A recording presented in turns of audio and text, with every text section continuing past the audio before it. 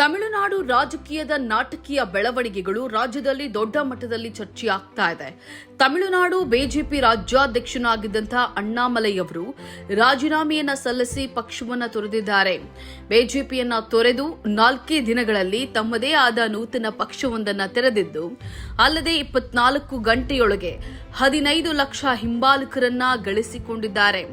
ಆದರೆ ಇದು ಕೇವಲ ರಾಜೀನಾಮೆಯೇ ಅಥವಾ ಬಿಜೆಪಿಯ ಆಳುವಾದ ರಾಜಕೀಯ ತಂತ್ರವೇ ಅನ್ನುವಂಥ ಚರ್ಚೆಗಳು ಜೋರಾಗಿ ನಡೀತಾ ಇದೆ.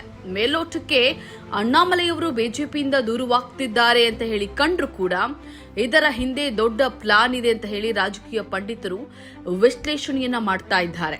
ತಮಿಳುನಾಡಿನಂತಹ ರಾಜ್ಯಗಳಲ್ಲಿ ಪ್ರಾದೇಶಿಕ ಪಕ್ಷಗಳಿಗೆ ಜನ ನೀಡುವಂತಹ ಆದ್ಯತೆಯನ್ನ ಗಮನದಲ್ಲಿಟ್ಟುಕೊಂಡು ಅಣ್ಣಾಮಲೈಯವರು ಸ್ವತಂತ್ರವಾಗಿ ಪಕ್ಷವನ್ನ ಕಟ್ಟಿ ಅಲ್ಲಿನ ಜನಾದೇಶವನ್ನ ಗಳಿಸೋಕೆ ಮುಂದಾಗಿದ್ದಾರೆ ಅನ್ನೋದು ಕೂಡ ಒಂದು ವಾದ.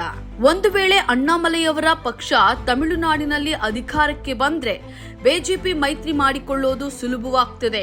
ಹೀಗೆ ಅಣ್ಣಾಮಲೈಯವರನ್ನ ಬಿಜೆಪಿಯಿಂದ ಬೇರ್ಪಡಿಸೋದು ಅವರ ಪಕ್ಷಕ್ಕೆ ಭವಿಷ್ಯದ ದಾರಿಯನ್ನ ಸುಗಮಗೊಳಿಸುವಂತಹ ತಂತ್ರವಾಗಿರಬಹುದು. ಅಣ್ಣಾಮಲೈಯವರಿಗೆ ಬಿಜೆಪಿಯ ಅಗತ್ಯವಿಲ್ಲದಿರಬಹುದು, ಆದರೆ ಬಿಜೆಪಿಗಂತೂ ಅಣ್ಣಾಮಲೈಯವರ ಅಗತ್ಯ ಖಂಡಿತ ಇದೆ.